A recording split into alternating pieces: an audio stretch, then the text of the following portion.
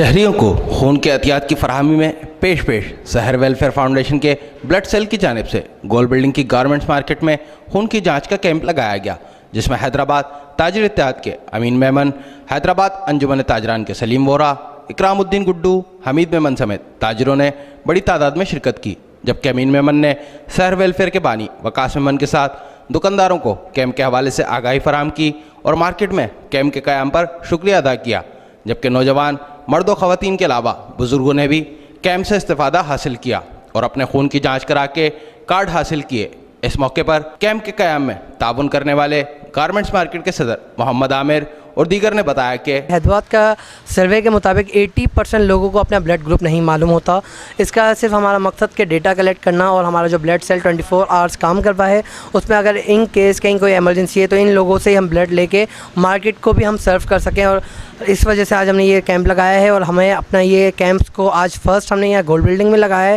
اور آئندہ آنے والے وقتوں میں ہر ویکلی ہم کیمپ لگا کے پورے حیدرآباد شہر کو کور اپ کریں گے۔ اب انشاءاللہ تعالی آئندہ بھی ہم مختلف پروگرام جو ہے اس حوالے سے ترتیب دے رہے ہیں، اور شہر کے مختلف علاقوں میں، جن میں گول بلڈنگ میں آج ہمارا پروگرام ہے، اس کے بعد گل سینٹر، لطیف آباد کے مختلف یونٹس، اور اس کے علاوہ قاسم آباد کے اندر بھی ہمارا پروگرام ہے۔ تو انشاءاللہ تعالی آپ سب لوگوں سے ہماری گزارش ہے کہ ہم سے بھرپور تعاون کریں اور اس کیمپ کو کامیاب کریں۔ اس میں سب کا ہی فائدہ ہے، اور میں تو کہتا ہوں کہ ماشاءاللہ پورے حیدرآباد کے حوالے سے یہ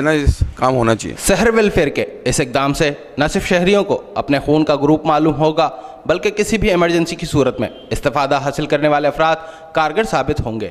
کیمرامین رزاق شیخ کے ساتھ علی احمد شیخ، سٹی نیوز، حیدرآباد۔ ہم لاتے ہیں ٹاپ نیوز، آپ کے فیورٹ ٹاک شوز اور انلمیٹڈ انٹرٹینمنٹ صرف یوٹیوب پر۔